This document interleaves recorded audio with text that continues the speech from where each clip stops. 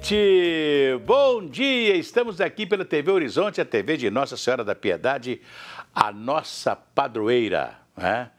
Pois é, um abraço para você, minha amiga dona de casa, companheira de todas as manhãs. Quero aqui mandar um abraço para o prefeito de Sabará, o Wander Borges, que está fazendo um bom trabalho na cidade de Sabará, sempre fez um bom trabalho e agora está resolvendo um problema gravíssimo, né, que nós tínhamos entre Belo Horizonte e Sabará, que ele está reasfaltando toda a estrada de Belo Horizonte a Sabará. Essa estrada é a 262, é a MG 262, que vai até lá, ela vai em Caeté e de Caeté ela tem uma parte dela que é apenas uma estrada de terra, né? Que é da antiga Estrada Real, que leva até Barão de Cocais, vai para aquela região toda ali, né? Que chegava até Itabira, né? Então, eu quero dizer que eu fiquei muito satisfeito de ver, né, a estrada praticamente toda pronta, a nova ponte ali na região sobre o Rio das Velhas, na região de General Carneiro, já está praticamente quase pronta, né? Uma ponte, porque aquela ponte que está lá foi feita quando o Magalhães Pinto era governador de Minas e fez uma estrada que até então, para ir a Sabará, era difícil você ir de carro, né? Então, o Magalhães Pinto é que fez a estrada, né? A estrada, inclusive a ponte sobre o Rio das Velhas, que está lá até hoje, né? Então agora vai ter uma nova ponte, né? Quero mandar um abraço para o prefeito Wander Borges, que está entusiasmado com as coisas, né? Com as dificuldades, porque Sabará, como é uma cidade patrimoniada, uma cidade que você tem muita coisa que você não pode mexer por causa do patrimônio, né? Histórico, artístico, né? Então, tudo que você vai mexer em Sabará é com muita dificuldade, né? E ele falou assim, foi uma luta, porque, embora os recursos sejam da prefeitura, eu quis fazer a reforma da estrada, que é do Estado, que é do DR, mas eu tive que, né, rezar na cartilha do DR, que nos deu muita dificuldade de resolver certas coisas aqui, que são simples, mas que demanda, por exemplo, muita conversa, né, muita burocracia. Mas está aí, a estrada está aí resolvida, né, bonita e bem arrumada, né? Muito buraco foi tampado, feito pela chuva, né? Que é naturalmente obrigação do DR, do governo do estado, mas que não foi feito, né? Então eu quero mandar um abraço para o prefeito de Sabará, Wander Borges. Vamos cantar aquela musiquinha? Vai tudo bem, muito bem, muito bem, muito bem, muito bem, muito bem, bem, bem. Com pílulas de Lúcen, sabe aquela dorzinha urinária, aquela sensação de queimação e ardor? Pílulas de Lúcen são antissépticas das vias urinárias e você encontra em todas as farmácias e drogarias. E outra coisa, se persistirem os sintomas, o médico deverá ser consultado. Olha, o Ministério da Saúde prorrogou a campanha de vacinação contra a poliomielite até o dia 30 de setembro. O baixo índice de vacinação preocupa o governo. Por outro lado, a pasta ainda não autorizou que os municípios convoquem o público de 30 anos ou mais para receber a 4ª dose contra o Covid-19. Vinícius Andrade nos fala sobre isso. Vinícius. A fraca movimentação de crianças nos postos de saúde é um retrato de como tem sido a procura pela vacina contra a poliomielite. Na manhã da última sexta-feira, nossa reportagem passou por 5 postos de saúde das regionais Centro-Sul e Noroeste de Belo Horizonte e encontrou apenas um pai que havia levado o filho com este objetivo. A minha esposa que está olhando que acompanha o cartão dela direitinho, né? Aí ela passou os exames aí, indicaram essa vacina e falou, não, leva para tomar, né? Porque prevenir, né? Sempre é bom. A meta é vacinar 95% das crianças de 1 a 4 anos, mesmo aquelas que já estão com o cartão em dia.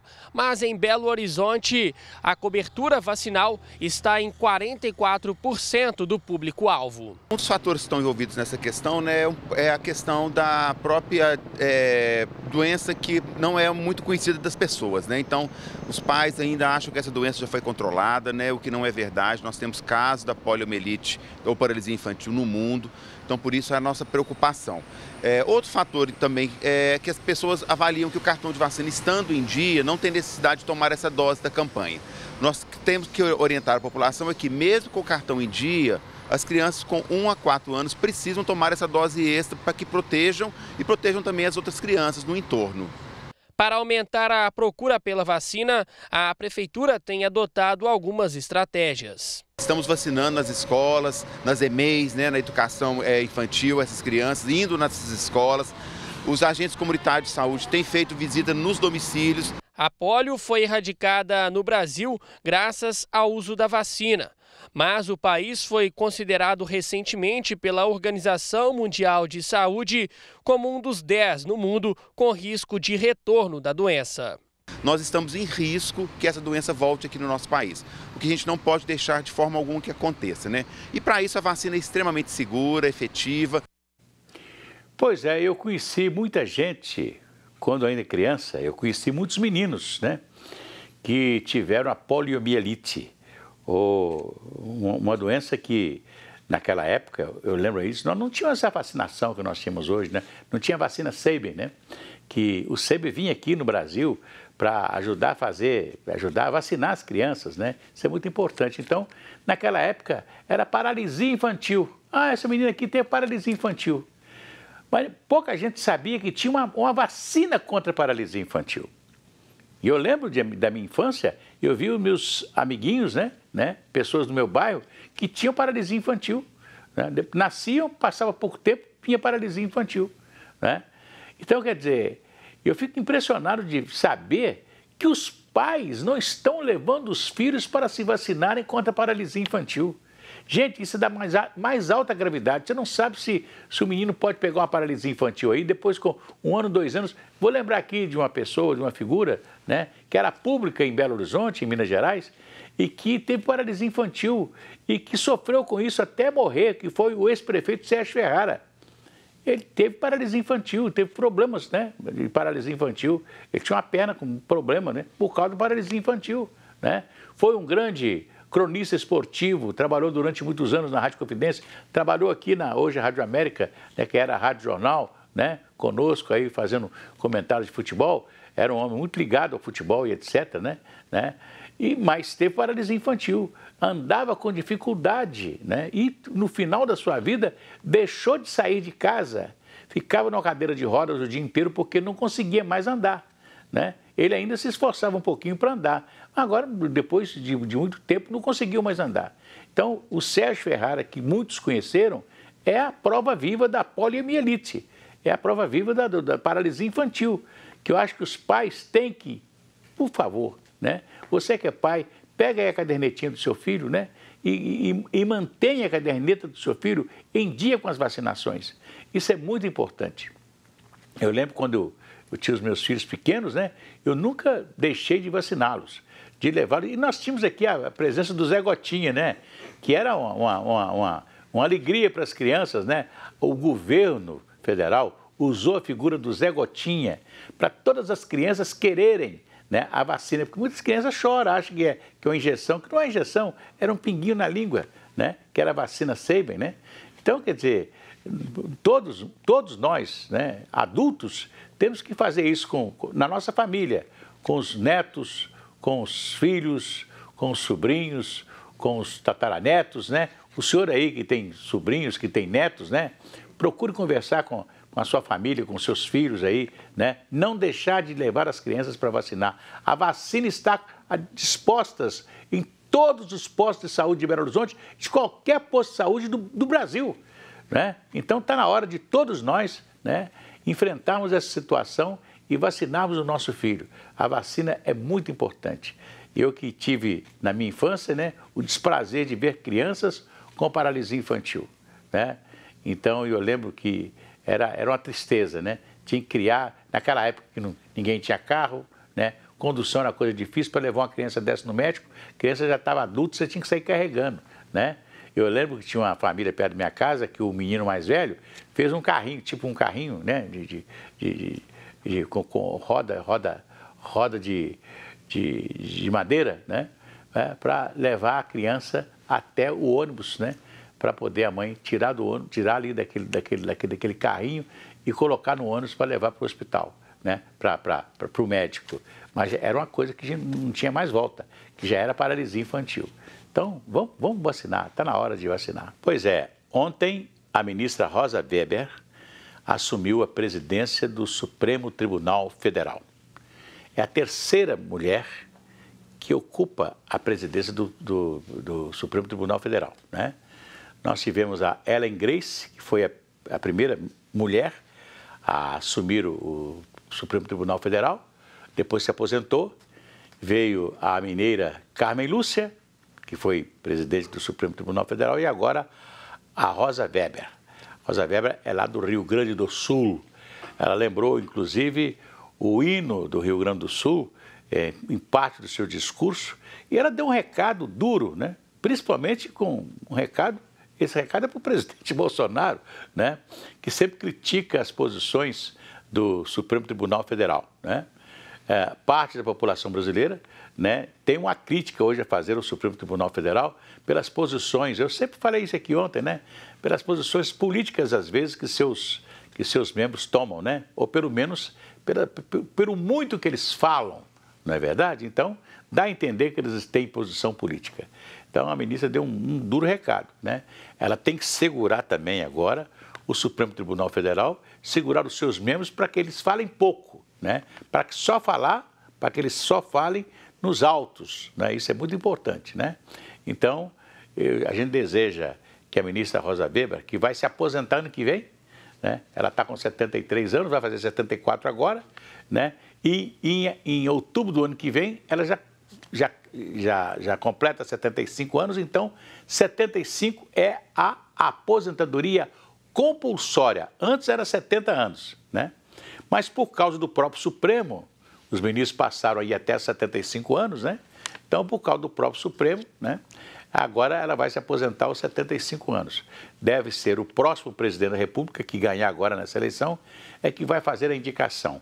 E a ministra Rosa Weber, ela sempre foi uma ministra, sempre foi ligada à justiça, ou seja, ela foi juíza do trabalho lá no Rio Grande do Sul, né? E depois veio para o Tribunal Superior do Trabalho, onde foi ministra, também foi desembargadora, né? Então, ela tem uma experiência muito grande em julgar, né? Eu acho isso muito importante, que o ministro do Supremo Tribunal Federal tenha passado pela justiça comum, tenha sido um juiz de interior. É muito importante você ser um juiz de interior, né? Ser um juiz da capital, ser um desembargador para depois chegar a ministro do Supremo Tribunal Federal. E isso aconteceu com a ministra Rosa Weber, né? Que ela, inclusive, deu um recado curto e grosso ontem para o presidente da República, Jair Bolsonaro, que é o que mais critica o Supremo Tribunal Federal, né? Vamos esperar que nós tenhamos aí, até ano que vem, né, um Supremo Tribunal Federal mais tranquilo, né? E que também, se Deus quiser, os poderes continuem harmônicos e independentes. Porque a Constituição diz que todos os poderes eles têm que ser harmônicos e independentes. Quer dizer, tem que ter harmonia entre eles e com independência, né? E a justiça tem que ser independente. Porque se você não tiver uma justiça independente que sabe julgar, você não vai ter, né? Agora, o interessante que aconteceu, não sei se vocês concordam, né? Foi até bom. Tudo isso que aconteceu no Brasil, nada acontece por acaso. Tudo isso que está acontecendo no Brasil, hoje, qualquer criança, qualquer brasileiro sabe o que é o STF, Supremo Tribunal Federal. Antigamente, o Supremo Tribunal Federal era só coisa de advogado e tal, ninguém ficava nem sabendo o que era, quem era o juiz, quem era o ministro e etc. Tal. De uns tempos para cá, né, o protagonismo do Supremo Tribunal Federal foi tão grande que hoje todo brasileiro sabe quem é o Supremo Tribunal Federal. E os brasileiros, de uma maneira geral, têm críticas ou têm elogios ao Supremo Tribunal Federal. Isso é bom, porque é sinal que a população brasileira ficou mais esclarecida, conhece mais os meandros da justiça, não é verdade? Do Congresso Nacional, do Senado, da Câmara dos Deputados, isso é muito importante. Se a criança acordou, Dorme, dorme, menina, tudo calmo ficou, mamãe tem. Auricedina é analgésico e antisséptico de uso local para adultos e crianças. Todo mundo sabe, dor de ouvido, Auricedina. Se persistirem os sintomas, o médico deverá ser consultado. Pois é, tivemos uma redução no preço do gás de cozinha. Pessoal, eu sei que tem jornais, né, que algumas pessoas da imprensa, né, nesse momento agora, perguntam, né, por que só nesse período eleitoral que nós estamos baixando o preço da gasolina, do gás de cozinha, etc. Tal? A Petrobras tem uma explicação. O preço internacional tem caído, né? E nos últimos tempos na Petrobras era assim, se o preço subia no mercado internacional, imediatamente a gasolina aqui subia, imediatamente o óleo diesel subia, tudo subia, né? Antes mesmo do Brasil despender dinheiro em dólar para comprar o petróleo que já tinha subido, o nosso petróleo também valia o mesmo preço que é commodities, né? Agora o que está acontecendo é o seguinte, o preço está baixando a nível internacional, então tem que baixar aqui também, né? Nós estávamos desacostumados a ver algum preço de alguma coisa baixar, né? Eu fico vendo, eu falei aqui com vocês outro dia, o pimentão vermelho, aquele pimentão amarelo, ele custa R$12, há mais de 10 anos ele custa R$12, não baixa de jeito nenhum, será que não tem jeito de baixar? É? Eu falei isso aqui outro dia, não. A batata aumenta, baixa, o quiabo aumenta, o quiabo estava R$16 outro dia, né? Pode aumentar, depois ele pode baixar e etc. Tal, de acordo com a produção, né? Nós tivemos aí as folhas hoje estão mais baratas porque há uma grande produção de folhas hoje, né? Inclusive nós chamamos de cinturão verde de Belo Horizonte, né? Onde se planta muito, né? Então, quer dizer, é mais produção, é menos preço, né? O preço baixa, né? Então, o gás de cozinha está baixando, como baixou a gasolina nos últimos tempos. A gasolina baixou mais um pouquinho. E o óleo diesel está baixando um pouquinho também mais, né? Então, esperamos que a nossa economia... Ainda não estamos no patamar, naquele patamar antes da pandemia. A pandemia foi um arraso para todo mundo, né? A pandemia foi um arraso para todo mundo. Eu sei que nós temos um presidente que fala demais, e etc., fala o que não deve falar, e etc., mas, na verdade, é o seguinte, não é só o Brasil, não.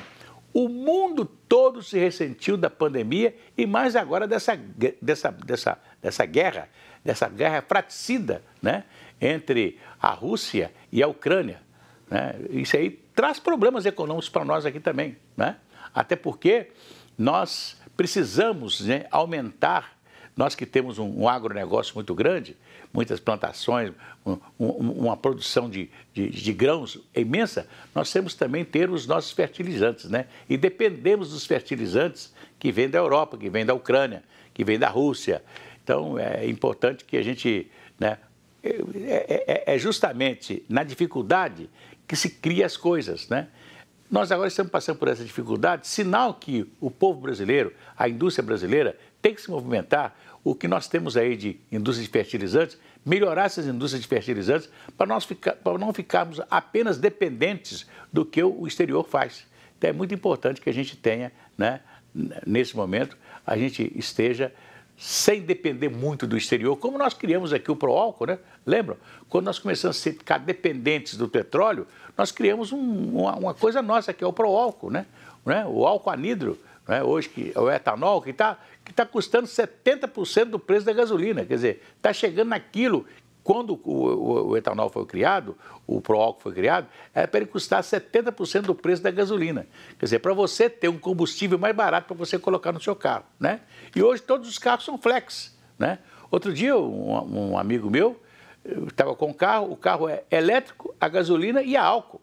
Quer dizer, ele pode tranquilamente usar ter uma reserva de eletricidade, de bateria, né, para ele usar o carro quando precisar, mas pode usar também gasolina e pode usar álcool, né? Hoje todos os carros são flex, isso é muito importante, não é isso? Pois é, e eu quero aqui, nesse momento,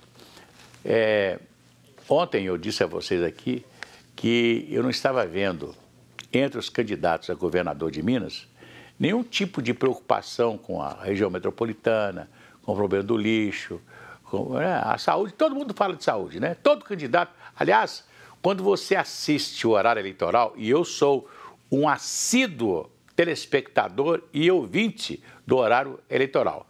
Parece que é o horário que todo mundo resolve tudo, né?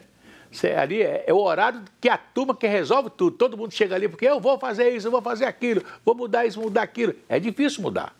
O cara que vai ser deputado federal, ele pode chegar lá, ele pode fazer um discurso, né? Até mesmo para ele ocupar a tribuna da Câmara Federal, ele tem que estar na fila, né?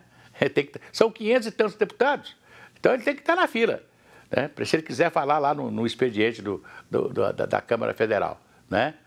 Então, tudo é muito difícil para você mudar, né?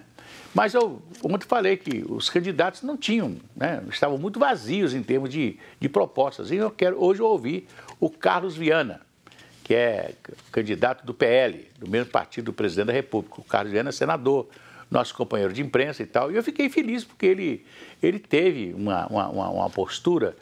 Ele sabe o que quer fazer, ele sabe o que gostaria de fazer, ele tem planos para a região metropolitana, tem planos para o problema do metrô, né? Quer dizer, você ter planos é uma coisa importante, né? Tem planos para a saúde, né? Conhece bem o interior de Minas, visitou todas as cidades, sabe da carência de tudo. Então, eu quero dizer aqui que eu vi um candidato diferente, né? Hoje, falando a respeito das coisas, né? Eu disse aqui ontem que nós temos várias regiões metropolitanas em Minas. Minas é um estado que é tamanho da França. Tamanho da França. Aliás, eu falei outro dia aqui, né, que a independência do Brasil, nós temos que agradecer sempre Dom Pedro I, né, porque foi com a independência que nós tivemos a possibilidade de ser um país com essa grandiosidade, porque senão Minas teria se separado da União, Bahia, Pernambuco, Rio Grande do Sul, São Paulo, nós teríamos aqui, esse continente hoje que é o Brasil, seria um continente dividido em vários países, né? E foi através justamente do Independência ou Morte do Pedro I que nós tivemos esse país maravilhoso, né? E Minas tem o tamanho da França, né? Ou de vários países da Europa. Você sai, por exemplo, eu estava na Holanda, né? De repente saí da Holanda, passei pela Bélgica e logo estava na Alemanha. Os países são muito próximos e são pequenos, né? O que é diferente de Minas Gerais. Em Minas Gerais, você sai daqui, você vai lá para o norte de Minas, você anda 7, 8 horas de carro, né? Vai para o sul, a mesma coisa, né? Lá para o oeste. Então, nós temos longas distâncias. Então, é preciso de um candidato que saiba o que vai fazer se ganhar as eleições, fazer em Minas Gerais. Amanhã tem mais aqui pela TV Horizonte. Um abraço e até lá!